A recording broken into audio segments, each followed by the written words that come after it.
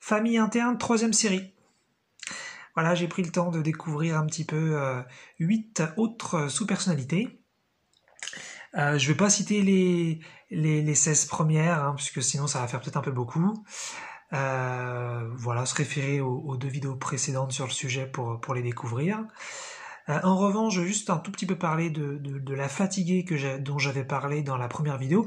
Je lui ai ajouté deux petits autres qualificatifs, meurtri et déçu. Voilà, donc la fatiguée, meurtrie, déçue, hein, c'est celle qui est un petit peu, on a ras-le-bol, elle est fatiguée de plein de trucs, elle est saoulée de plein de trucs, et elle a plus envie de participer, quoi. Voilà, c'est un petit peu ça. Voilà, un petit changement que j'ai fait donc par rapport à la première vidéo. Et donc maintenant, on va démarrer sur les 8 nouvelles sous-personnalités pour compléter la famille, parce que ça va faire 24 tout ça quand même, hein. Alors, la première, l'interdiseuse, non plaignante, non exprimante. Alors celle-là, je l'ai découverte il y a pas longtemps, mais c'est comme tout, hein, elles sont là depuis super longtemps. Et en fait, elle est assez vache. Quand il y a une peine, quand il y a quelque chose d'assez fort qui a besoin d'être exprimé, elle interdit l'expression. Et donc elle interdit le soulagement. C'est un petit peu l'antagoniste de celle dont j'avais parlé dans la vidéo d'avant, là, qui était la tendre, compatissante, attentionnée, qui elle justement va écouter, va permettre une évacuation émotionnelle. L'interdiseuse, elle est plus sur non, t'as pas le droit de t'exprimer. Et donc même si t'essayes et que tu forces un petit peu en disant les mots qui concernent la peine que tu ressens, et ben ça va pas te soulager, et tu vas garder la peine quand même. Donc ça, je l'ai découverte il y a pas longtemps, elle m'a vachement étonné, et puis elle explique pas mal de trucs. Je sais pas si on est beaucoup à la voir celle-là, peut-être pas. En tout cas, elle a une place importante dans ma famille interne. Celle d'après, la maltraitante demandeuse de difficultés punitive.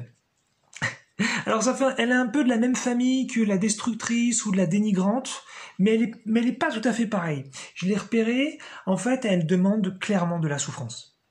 Et c'est une peut-être des plus graves, des plus terribles, parce que elle est là en sous-jacence, elle est là un peu tout le temps, et elle demande des problèmes, elle demande de la souffrance, elle demande que ça aille pas, elle demande des conflits, elle demande de la peine. Et je pense que ça, c'est un truc, en revanche, qu'on a tous, mais en revanche, c'est extrêmement peu conscientisé chez les humains. Moi, j'ai ça depuis très longtemps, et finalement, je l'ai conscientisé que récemment. Donc, voilà.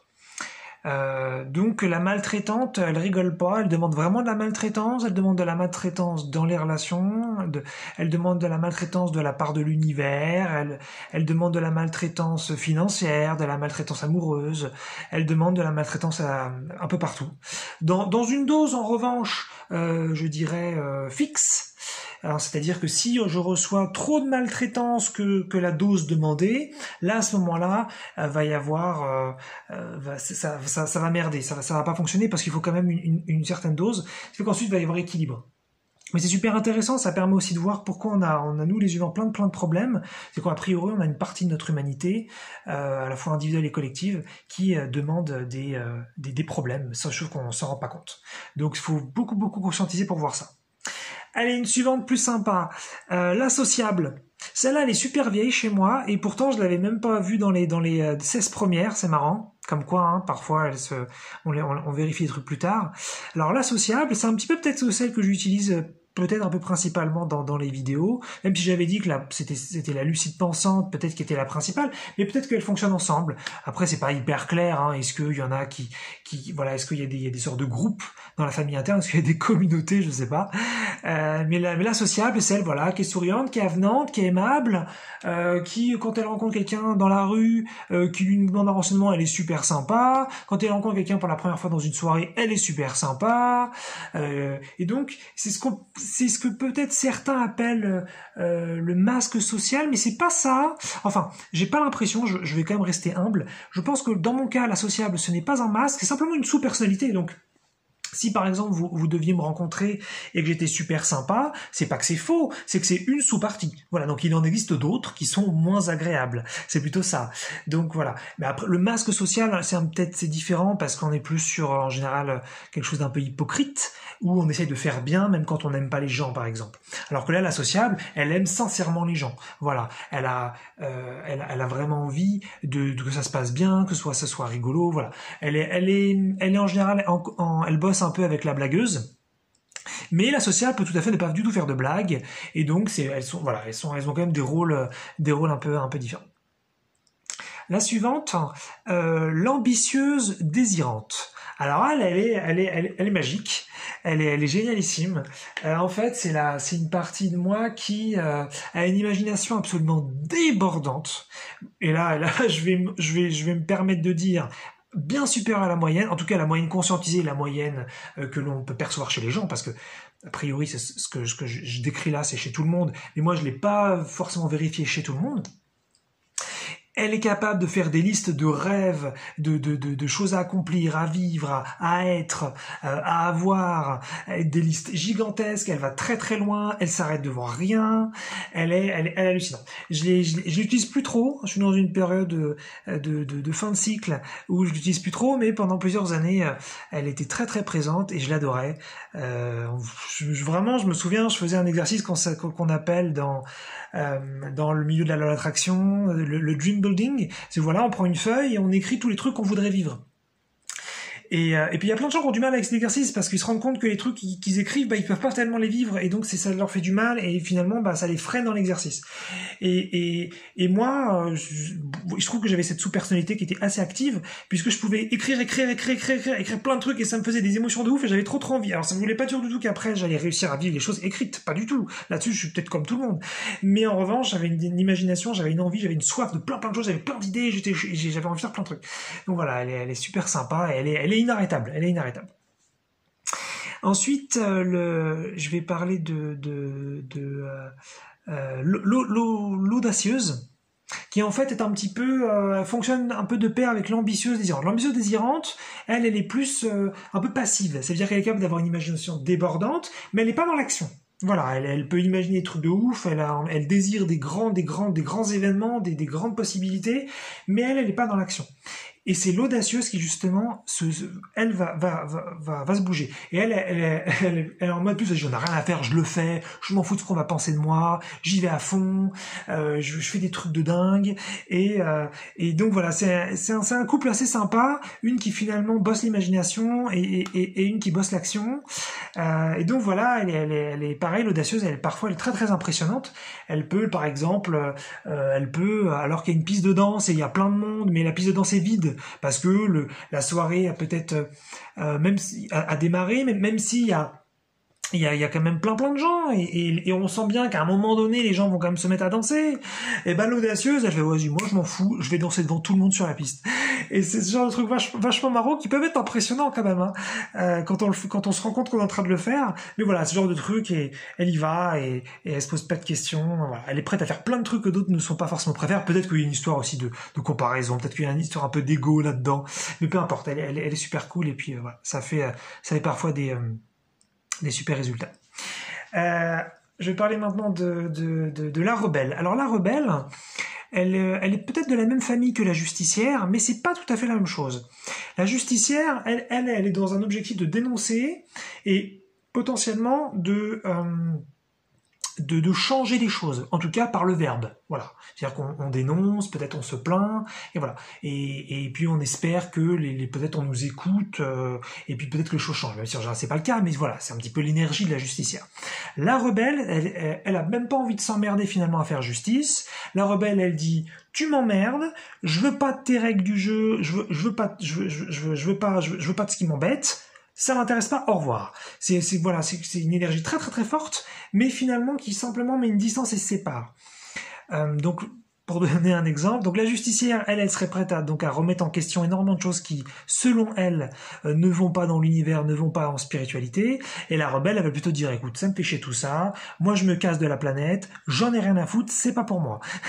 Donc la rebelle, voilà, elle a un côté soulageant, elle a un côté sympa, parce que on sent on peut quand même compter sur elle. Ça m'est arrivé de me rebeller contre beaucoup de choses qui m'emmerdaient. Et heureusement qu'elle était là. Elle m'a permis de me protéger de beaucoup de choses. Et je pense qu'il y a pas mal de gens qui aimeraient parfois se rebeller, qui ont du mal. Donc voilà. Donc je l'aime bien. Je l'utilise pas plus beaucoup, mais justement en ce moment elle revient. Je suis en train de me rebeller contre plein de choses, donc dans l'univers, dans la vie, plein de trucs. Et je pense que c'est important parce que ça permet aussi de rapporter de la dignité, de se sentir plus à la hauteur, plus légitime. Et la rebelle, elle a une belle énergie comme ça. Justement, ça nous emmène sur une autre par rapport au mérite, que j'ai nommé la non méritante de la lumière. Et ça, c'est quelque chose, voilà, j'en ai peut-être parlé un petit peu sur les incohérences spirituelles, et j'avais dit que je pensais que j'avais cette partie de moi, et depuis je l'ai un peu vérifié. Et donc clairement, j'ai une partie de moi, et alors là, tous les humains l'ont, ça c'est clair, et on pense qu'on ne mérite pas la lumière. Et qu'est-ce que j'entends par la lumière? En fait, c'est un mot un peu vague.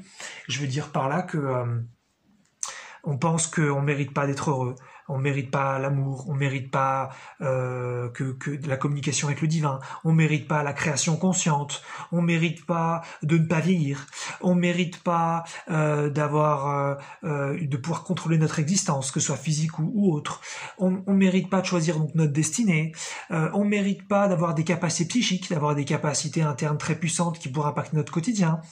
On mérite pas finalement d'être Dieu, d'être de l'énergie divine que nous sommes. Et donc on ne mérite pas la puissance et donc la lumière. Et ça, j'ai mis vachement de temps à la voir parce que moi justement, j'avais pris un petit peu le contre-pied de la société où je voyais tout le monde qui s'identifiait en tant qu'humain et qui voulait pas avoir des puissances, des capacités internes. Puisqu'aujourd'hui, on a une société qui est très branchée extérieure, on développe des technologies pour devenir plus puissant, donc on utilise l'extérieur pour devenir plus puissant. Ce qui moi me semble être une approche tout à fait légitime, mais je la trouve quand même très rigide puisqu'on pourrait tout à fait complémenter ça avec l'interne. Voilà, je dis pas pendant une période je voulais que ce soit que l'interne, mais aujourd'hui non, aujourd'hui je suis tout à fait ouvert aux deux, et que ce soit les technologies extérieures et les technologies spirituelles, les technologies de l'intérieur. Et donc je pensais justement que moi je méritais vraiment la lumière, pas que je méritais plus que les autres, mais que je ne voyais pas que je ne méritais pas, c'était plutôt ça en fin de compte. Donc moi je pensais vraiment que c'était ce que je voulais, et en fait je me rends compte que non, il y a quand même une peur, voilà, il y a une forme de peur de la lumière, un non-mérite, et ça c'est quelque chose je pense qu'on a tous, et qui est aussi donc chez les grands spiritualistes, par exemple les Dalai Lama, les Mathieu Ricard, je sais plus c'est le nom exact, peu importe, ce moine français très connu, et puis ils ont une grande sagesse, ils ont une grande philosophie, mais je me suis rendu compte, et il y avait vraiment quelque chose qui m'énervait chez eux, je comprenais pas pourquoi, parce qu'ils avaient quand même un beau discours, et puis ils avaient clairement une belle énergie, tous ces grands spiritualistes qu'on retrouve partout sur la planète, mais ils ont pas de puissance finalement créatrice, et ils sont pas capables de donner une recette pour ça. Et ça c'est parce que moi aussi je l'ai, j'ai peur de ça, j'ai peur de la lumière, j'ai peur d'être vraiment puissant, et pourtant c'est ce que j'ai voulu depuis mon adolescence. Donc maintenant que je l'ai vu, je m'attends pas à que ça change, mais en tout cas c'est intéressant, voilà. Et là je pense que c'est vraiment un truc qu'on a. Donc la non méritante de la lumière, la peur de Dieu, hein, ça peut être aussi ça, voilà. Et la dernière de cette série de 8, la terrifiée du conflit, de la contradiction. Alors elle, c'est un petit peu l'antagoniste de la justicière, parce que la justicière, elle en a un petit peu rien à foutre, elle va foncer dans le tas, et puis elle va défoncer la tête à tout le monde. Alors justement, la terrifiée du conflit, de la contradiction, mais alors elle, c'est terrible. Hein. Elle sait même pas qu'elle est terrifiée du conflit, elle est terrifiée du conflit supposé. Ça veut dire que si quelqu'un finalement dit un truc, mais ça se trouve c'est pas du tout une contradiction, mais c'est pas sûr, elle se met à avoir très peur. Donc peut-être qu'aussi elle est de la famille de l'inquiète paniquante dont j'avais déjà parlé, mais là on est sur quelque chose d'un petit peu différent. Par exemple, j'avais fait de la vente sur internet, sur eBay, et je recevais parfois des messages de clients pour parfois me dire que c'était super content, ou que parfois il y avait eu un souci avec le produit reçu, ou alors c'était juste un renseignement. Et donc finalement la plupart du temps c'était des messages, au moins la moitié du temps c'était des messages quand même assez cool, assez positifs. Et Et moi, je me souviens à chaque fois que je voyais la petite notification en haut à droite de l'écran, je me mettais à flipper comme c'était pas permis parce que je me disais oh là là, ça se trouve vraiment vouloir quelque chose. Et donc voilà, donc c'est vraiment une peur dingue du conflit. Ce qui fait aussi que, par exemple, typiquement, là je fais ces vidéos, j'ai fait pour l'instant j'en suis à plus d'une trentaine et je les ai pas encore publiées. Là on est début septembre 2021, j'ai commencé début août. J'en ai publié finalement aucune parce qu'il y a cette terreur finalement du conflit, de qu'est-ce qu'on va penser de moi. Voilà. Donc c'est marrant parce qu'il y a aussi la dénigrante qui elle en vient un peu de se casser soi-même et casser un peu les autres. Et puis en même temps j'ai extrêmement peur qu'on me casse moi-même et qu'on me juge moi-même. C'est hyper dur pour moi. Voilà, ça on l'a pas tous celle-là. Ça je pense c'est un truc un petit peu personnel. Voilà pour cette série de 8. Alors je les redonne juste les 8 nouvelles. L'interdiseuse non plaignante non exprimante, la maltraitante demandeuse de difficultés punitives, qui a vraiment besoin de punir constamment, de se faire du mal, l'associable, l'ambitieuse désirante, la rebelle, la non méritante de la lumière, l'audacieuse et donc la terrifiée du conflit, de la contradiction. Voilà pour cette grande famille. Maintenant, on est quand même 24. Alors peut-être que je me suis planté, peut-être qu'il y en a quelques-unes qui en fait sont les mêmes et je les ai différenciées, je me suis trompé. Bon, en tous les cas, voilà, 24 plus ou moins. Franchement, c'est impressionnant. Hein. J'en ai trouvé quelques autres, mais là, j'en ai moins déjà. J'en ai moins. Il m'en reste peut-être une ou deux là qui sont en stock, mais qui sont pas certaines encore. Mais c'est pas sûr. Peut-être que j'arrive un peu au bout de ça. Voilà, mais c'est impressionnant de se rendre compte à quel point il y a toute une vie en interne, que elles ont des émotions différentes, elles ont des façons de voir les choses différentes, elles ont des idées différentes, elles ont vraiment c'est fou hein, de voir tout ça. Et puis ça permet aussi quand on rencontre quelqu'un et que en fait on rencontre en général une de ces sous-personnalités ou 2, 3, 4 peut-être, mais voilà, et de se dire c'est ce que j'ai vu, que ce soit m'est plu ou que ça ne m'est pas plu, finalement c'est simplement une partie et j'ai certainement pas vu le tout et voilà, donc c'est vraiment particulier comme approche. Je trouve ça assez marrant.